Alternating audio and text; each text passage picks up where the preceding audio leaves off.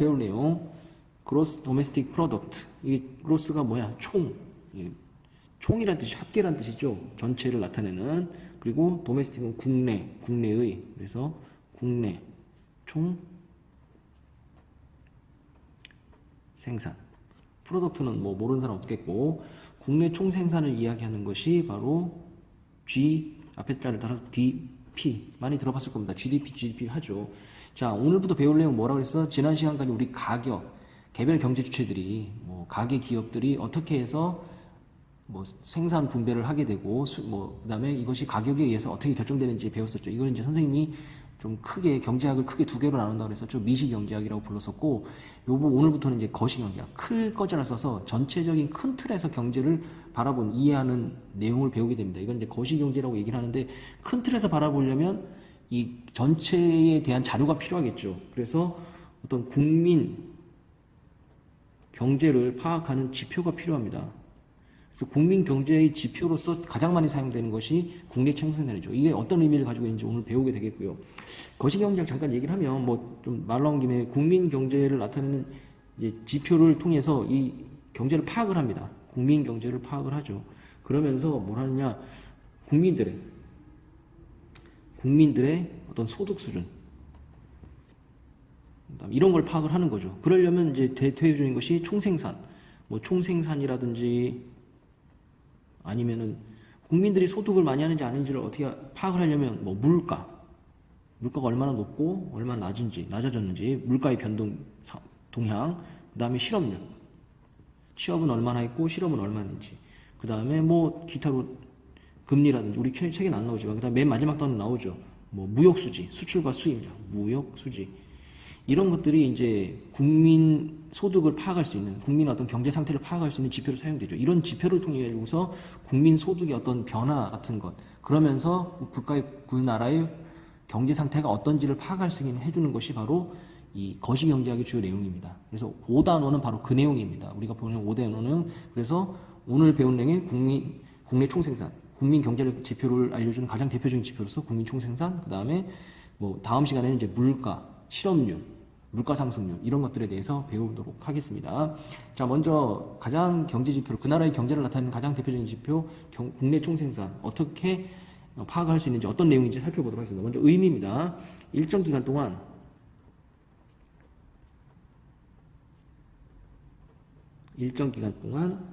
한 나라 안에서 도메스틱이라고 써있죠. 그 다음에 중요한 게 바로 새로이 생산된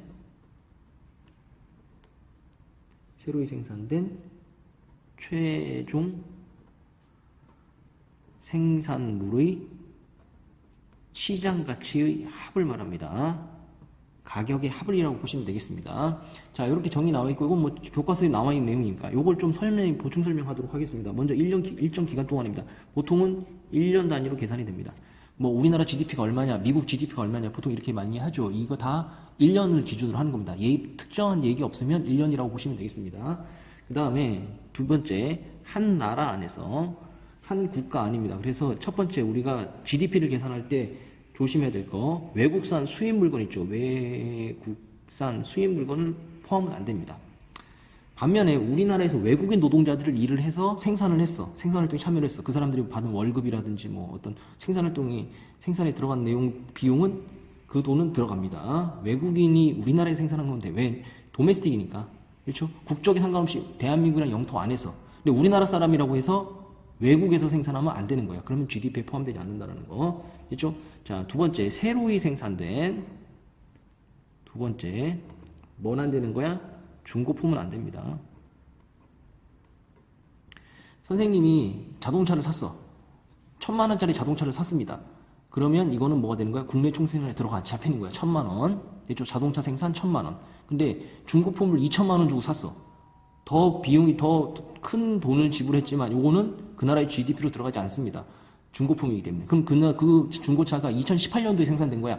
그 자동차는 벌써 2018년도에 GDP에 잡혔겠죠.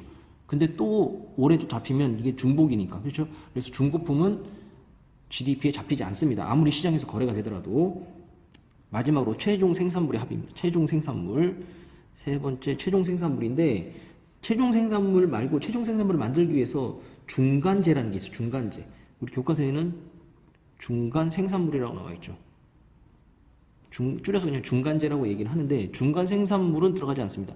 무슨 소리냐? 여기 잠깐 보충 설명하도록 하겠습니다. 예를 들어서 우리가 이 빵을 만들려면 뭐가 필요해? 밀이 필요하죠. 농부들이 밀을 만들어. 그 다음에 제분업자가 밀을 가지고서 뭘 만들어? 밀가루를 만들죠. 밀가루. 우리 뭐 CJ라든 이런 회사에서 밀가루 생산하지, 그렇지?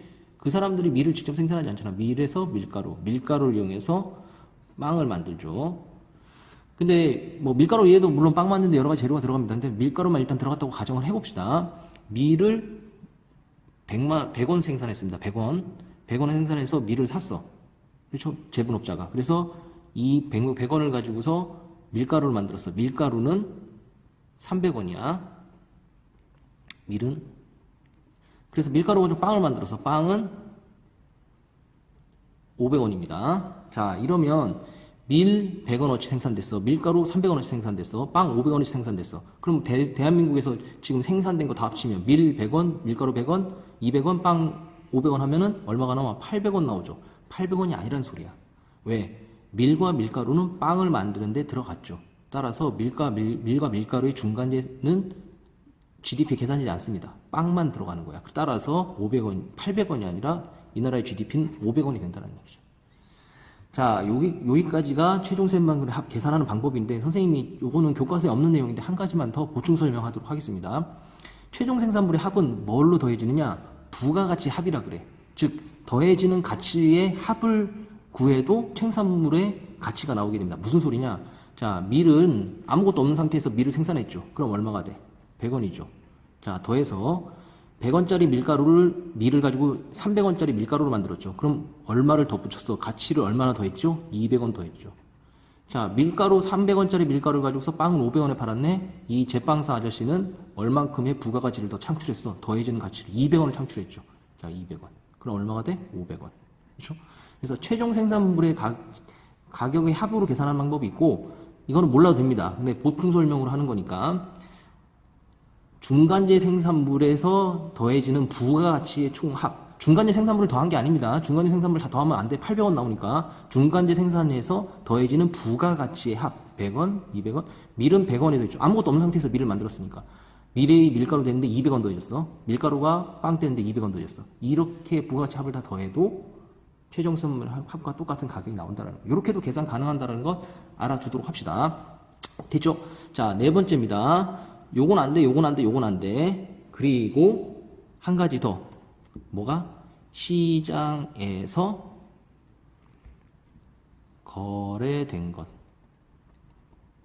간을 합한 것을 GDP에 들어간다는 거. 됐죠? 요거는 뒤에 한 개 설명할 텐데, 이게 무슨 소리냐? 시장에서 거래 안 되는 것들이 있어. 대표적으로 선생님이 다른 집 가서, 여러분들 집에 가서 청소를 해줍니다. 돈을 받고. 여러분 반응을 내가 10만원 받고 청소를 해줘. 그러면 선생님은 뭐야? 서비스를 제공했죠. 그럼 10만원은 부가가치로 들어가는 거야. 선생님 서비스를 생산했으니까. 근데 선생님이 내가 우리 집에 가가지고 선생님 집을 그냥 청소를 해. 그러면 이건 뭐야? 자가소비죠. 이거 자가소비라고 하는데 이거는 시장에서 거래가 안 되지. 똑같은 내가 청소를 했어. 노동을 제공했지만 돈을 받고 시장에서 거래됐어. 여러분들 집에 청소를 돈을 받고 했으면 이건 GDP에 들어가. 내가 우리 집 청소했으면 안 들어가. 예를 들어서 상추를 선생님이 생산했습니다. 다른 예로 상추를 선생님이 집 앞에서 텃밭에서 가져가지고 이걸 시장에 내다 팔았어. 10만원어치. 그럼 이건 GDP에 들어가. 근데 이 상추를 10만원어치를 내가 판 게 아니라 그냥 내가 먹었어. 우리 가족들하고. 그럼 GDP에 안 들어가. 됐죠? 최종 생산물 중에서 시장된 것만 거래가 된다는 것. 이렇게 해서 GDP는 계산이 됩니다. 자, 그래서 GDP는 한마디로 얘기하면 이걸 왜 계산하느냐? 아까 얘기했죠. 경제지표라고. 그래서 한 나라 전체의 생산 규모와 소득 수준을 파악할 수 있다는 거. 됐죠? 한마디로 얘기하면 경제 규모를 파악할 수 있게 해주는 거야. 생산 규모와 소득 수준 하면 경제 규모가 나오겠죠. 그래서 그 나라의 경제 규모를 한마디로 파악할 수 있는 것 바로 GDP라는 거. 근데 이 GDP의 이제 한계점 말고 GDP의 어떤 좀 보충할 부분이 있습니다. 그래서 GDP를 약간 가공을 하면은 좀 더 효율적으로 사용이 돼. 그래서 그것이 바로 뭐냐면 1인당 GDP입니다. GDP를 이용해서 좀 다른 용도로 활용을 한 겁니다. 계산하는 방법은 1인당 GDP니까 GDP 국내 총생산을 나눕니다. 뭐라고?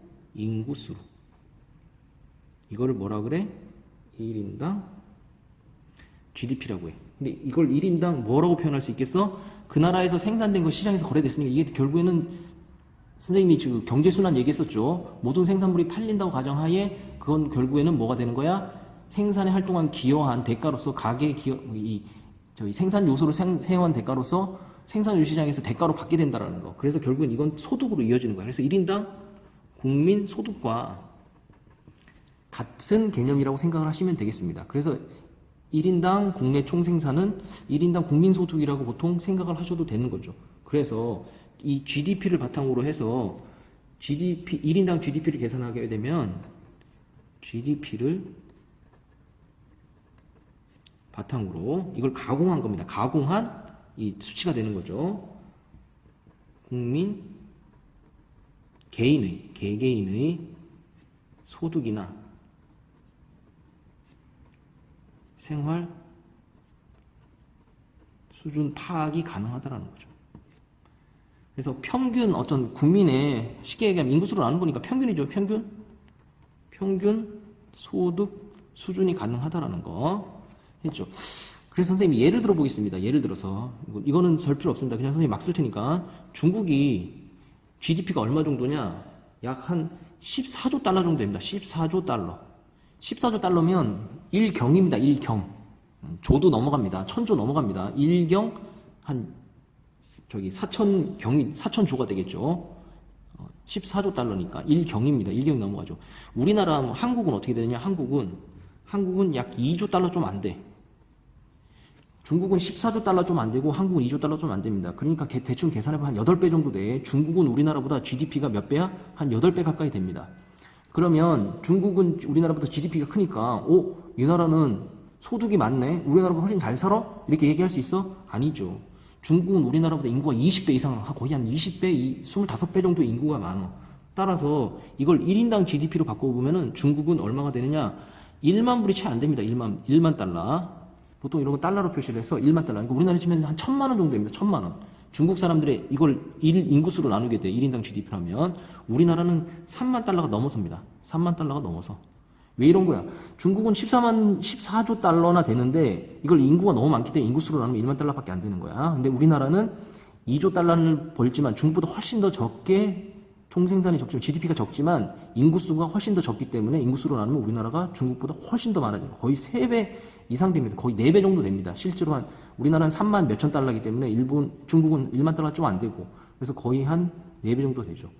즉 GDP는 중국이 8배나 많지만 1인당 GDP는 우리나라가 4배나 많게 되는 거야. 무슨 소리냐? 전체적인 경제 규모는 인구가 많으면 당연히 GDP가 커집니다. 그래서 중국이 우리나라 GDP가 크지만 우리나라가 중국보다 못 살아? 아니죠. 우리나라 국민의 생활 수준은 중국보다 훨씬 더 높습니다. 그걸 GDP로 표현이 안 되는 거야. 그래서 인구수로 나눈 거죠. 그래서 1인당 GDP를 하게 되면은 그 나라의 평균적인 생활 모습을 더 효율적으로 파악이 가능하다라는 거. 됐죠? 그래서 GDP, 그것을 가능한 1인당 GDP. 요 개념들을 통해 가지고서 그 나라의 경제 수준, 경제 전체 규모, 그 다음에 국민들의 어떤 평균 소득 정도를 계산할 수 있다라는 것. 자, 근데 문제가 있습니다. 이 GDP 한계점입니다. 한계점이 나오는데 세 가지만 좀 알아둘 수 있도록 합시다. 첫 번째, 아까 얘기했죠. 시장에서 거래된 것만. 시장에서 거래되지 않은 게 뭐 있어요? 가사노동. 또 지하경제란 말 씁니다. 지하경제. 그러니까 시장에서 거래가 되는데 이거를 거래가 안 된 것처럼 보이게 하는 거야. 예를 들어서 여러분들 어떤 상점에서 물건 살 때 현금으로 사면은 더 싸게 해준다고, 할인해 준다고 했죠. 카드로 결제 안 하면. 카드로 결제하면 이건 전산으로 해서 무조건 이 국세청이 이 국가에서 파악이 가능합니다. 물건이 얼만큼 팔렸고. 근데 선생님이 이제 여기서 학교 앞에서 가게를 하고 있어. 가게를 하고 있는데 뭐 떡볶이를 팔고 있습니다. 떡볶이를 팔고 있는데 이거를 현금으로만 받아. 그러니까 한 달에 100만 원어치를 팔았어. 근데 10만 원만 팔았다라고 신고를 하는 거야. 국세청에. 그러면 나는 이 소득세를 내야 되겠죠. 소득세를 100만 원의 소득세를 내야 되는데 10만 원만 내면 되는 거죠.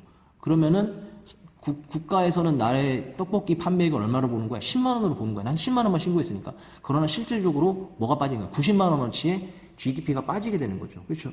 이게 이제 지하경제라고 합니다. 또 하나는 또 불법적인 것도 지하경제에 들어가기도 합니다. 불법적으로 거래되는 것은 뭐 예를 들어서 마약이라든지 이런 것들은 원래 거래되면 안 되죠. 근데 돈 주고 사고 팔고 하잖아. 불법적으로. 이런 것들은 이제 지하경제라고 얘기를 합니다.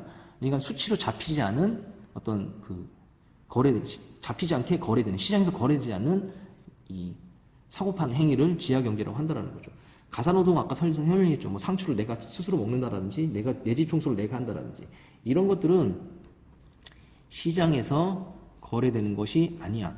따라서 이 GDP만으로 경제 활동 규모를 파악하기가 힘듭니다. 그래서 경제 활동 규모가 부정확해지는 거죠. 실질적인 그 나라의 경제활동 규모를 정확하게 파악하기 힘들다라는 거. 왜? 이런 식으로 시장에서 거래되지 않는 것들도 많이 있으니까. 이 세계 경제기구에서 파악한 바로는 보통은 뭐 한 10%, 각 나라에서 많고 적고 좀 있는데 보통은 한 10% 정도를, 그 나라의 GDP 10% 정도는 이 지하경제라고 볼 정도로 지하경제도 굉장히 큰 규모를 차지하고 있죠. 그래서 각 나라마다 정부에서 이 지하경제를 어떻게 밝혀내고 없애느냐, 수치를 낮추느냐가 많은 고민거리 중에 하나에 해당이 됩니다. 자, 두 번째입니다. 국민의 후생, 삶의 질을 말하는 거죠. 후생이나 복지 수준 파악은 안 됩니다. 예를 들어서 봅시다. 선생님이 자동차를 샀어. 그럼 우리나라 GDP가 엄청 커지겠죠. 자동차 많이 팔렸어. 근데 문제는 뭐냐? 자동차가 많이 팔리면 길거리 돌아다니면서 매연은 엄청나게 발생을 하죠. 국민 건강에 안 좋아. 근데 이걸 가지고서 우리나라는 GDP는 엄청 커지는 거야. 근데 국민 건강은 안 좋아지고. 그렇죠? 또 다른 예로 그래서 이 매연이 너무 많아졌어. 그래서 암 환자들이 늘어났어. 천식 환자들이 늘어났어. 그럼 암 환자, 천식 환자 어디가? 병원 가죠. 병원 가서 돈 지불하고 의료 행위를 받아. 그럼 그것도 GDP에 들어가죠. 왜냐하면 서비스가 늘어나는 거니까. 근데 그게 국민 경제에 도움이 된 거야? 아니죠. 국민 삶에 도움이 된 거야? 아니죠. 후생이나 복지는 오히려 후퇴했다는 거. 그래서 환경 문제라든지 건강, 삶의 질과 관련된 수치는 파악이 힘들다라는 게 두 번째 한계점입니다. 마지막 세 번째, 소득 분배입니다.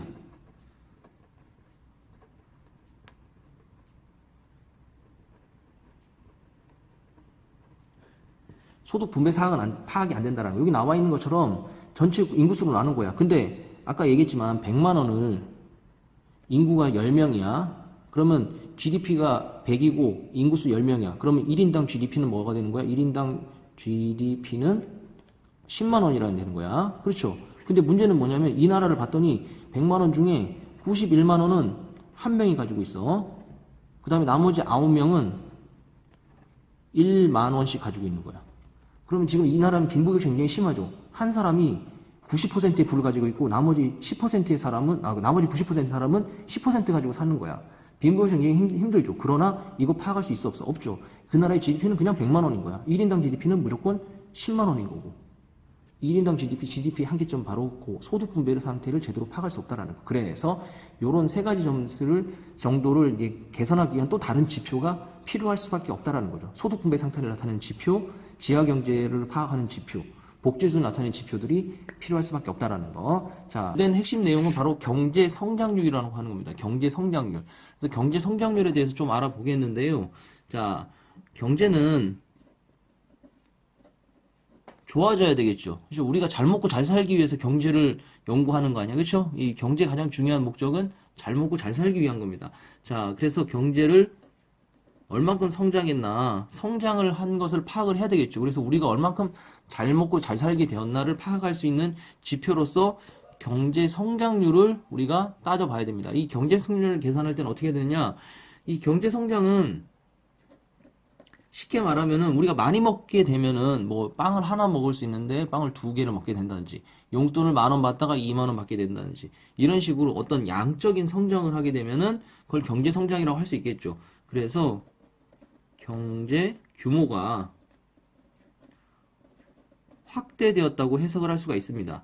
자, 경제 규모가 확대되었다고 한다는 얘기는 한마디로 얘기하면은 경제 규모, 우리 지난 시간에 배웠었던 바로 GDP죠. 그렇죠? 그러면 GDP의 증가라고 볼 수 있습니다. 자, 그래서 다시 정리하면, 한마디로 정리하면 경제 성장이란 GDP의 증가, 얼만큼 증가했나, 그게 바로 GDP가 뭐 증가를 했다라면 경제 성장을 할 수 있겠죠. 그럼 우리나라가 얼만큼 경제 성장을 했냐, 바로 GDP의 증가율을 계산하면 되겠다라는 거.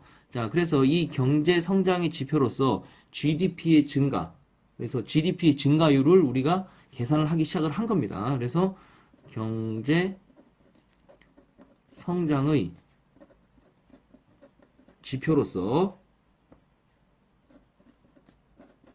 GDP 증가율을 계산을 하게 된 거죠. 자, 이 GDP의 증가율을 우리는 한마디로 얘기해서 그래서 경제 성장률이라고 얘기를 하게 되는 겁니다. 자, 일단 우리 책에는 없는데 선생님이 경제 성장률 계산하는 공식만 좀 알려주시도록 하겠습니다. 계산하는 공식 굉장히 간단합니다. 그래서 교과서에 안 나와 있는데 이게 어려워서 안 나오는 게 아니라 뭐 어려워서 중학교 수준에서는 뭐 배울 필요 없어 안 나오는 게 아니라 너무 쉬워서 이걸 굳이 뭐 공식으로 얘기할 것도 없습니다. 자, 분모에는 전년도 GDP가 들어가는 겁니다. 전년도 국내 총생산이 들어가. 분모는 올해 금년도 GDP 마이너스 전년도 GDP를 뺀 겁니다. 곱하기 100을 하면 이게 경제 성장률이 해당하는 공식이 됩니다. 자, 간단하죠. 국내 총생산이 얼만큼 늘어났는지를 따지는 것이 바로 경제 성장률이야. GDP 증가율이 경제 성장률이라고 얘기했죠. GDP가 얼마나 늘어났냐, 이 계산하는 방식이 바로 이 공식이 되겠다라는 거. 이유는 뭐냐? 여기 위에 써 있는 것처럼, 지난 시간에 배운 것처럼, 이 GDP는 기본적으로 어떤 기간 동안, 그렇죠. 1년 기간 동안의 국내 총생산을 말하는 겁니다. 그래서 보통 단위가 1년이기 때문에, 한 해 동안의 GDP가 전년도에 비해서, 전년 1년에 비해서 얼만큼 증가했느냐를 계산하면 된다는 거. 선생님이 한번 예를 들어서 계산을 한번 해보도록 하겠습니다. 자, 우리나라가 전년도 GDP가 예를 들어서 2019년에 우리나라 국내 총생산이 100만 원이었다고 가정을 해봅시다. 100만 원. 자, 올해 2020년에 120만 원으로 늘어났습니다. GDP가. 자, 늘어났게 되면 요걸 계산을 해보도록 합시다. 전년도 GDP분의 금년도 GDP 마이너스 전년도 GDP야. 말이 좀 길어서 어려운 것처럼 느껴지는데 어려울 거 하나도 없습니다. 자, 전년도 GDP 얼마? 100만 원. 금년도 GDP 120만 원. 빼기 전년도 GDP 전년도 GDP 100만 원. 선생님도 좀 헷갈렸습니다. 자, 이렇게 계산해서 곱하기 100%로 하면은 빼면 얼마 나와? 20%가 나오죠. 그렇죠? 그래서 올해 2020년도의 경제 성장률은 작년에 비해서 20% 증가했다. GDP가 20% 증가했다. 그래서 우리가 경제 성장률 20% 증가 이렇게 얘기를 하는 거죠. 가끔씩 우리나라 올해 경제 성장률이 3%다, 4%다 이렇게 나오죠. 보통 우리나라는 한 3% 안팎을 보통 기록을 합니다.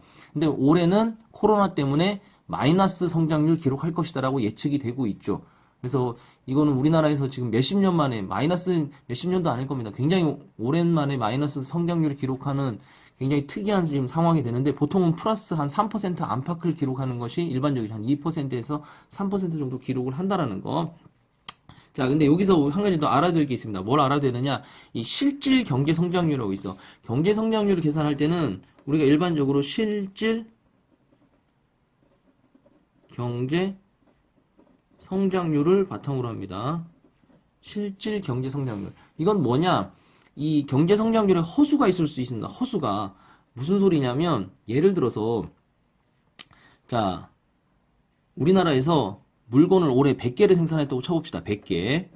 100개를 생산을 했는데, 하나의 가격이 한 개당 10,000원이야. 10,000원. 하나의 10,000원짜리를 100개를 생산했어. 그럼 이 나라의 GDP는 얼마가 되는 거야?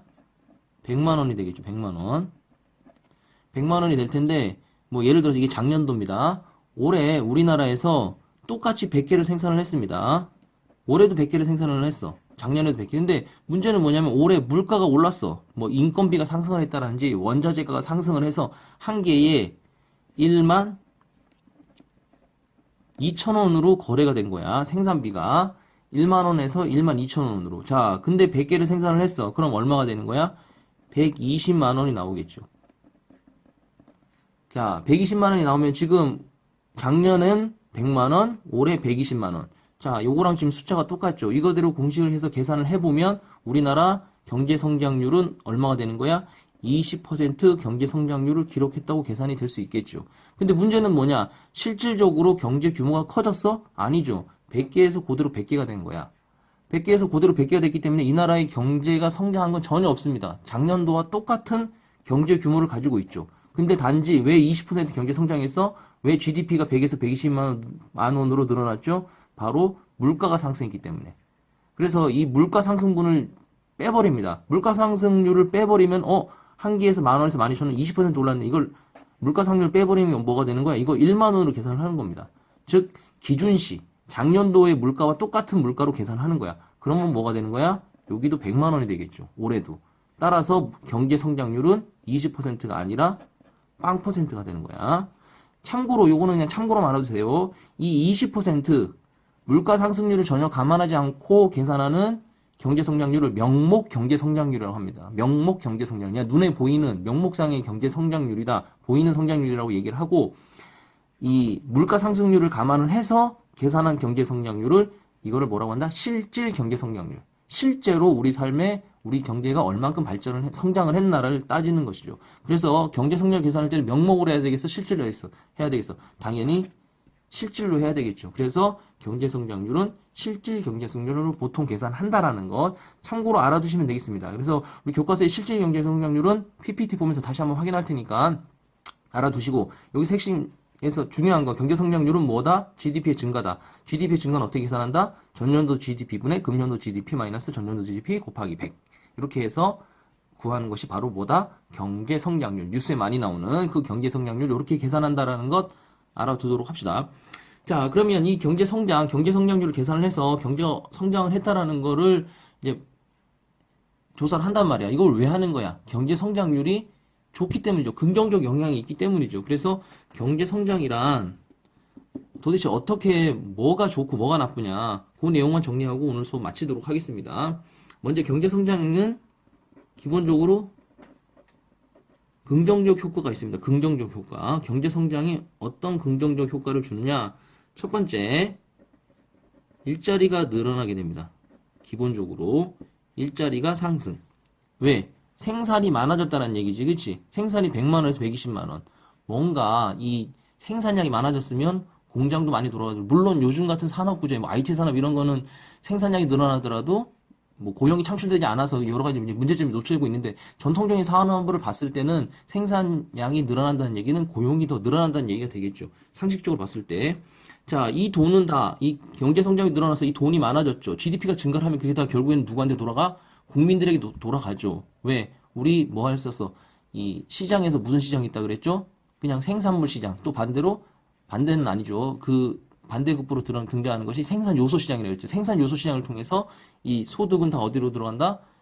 GDP 이 판매액은 다 결국에는 가계로 다시 돌아간다 그랬죠.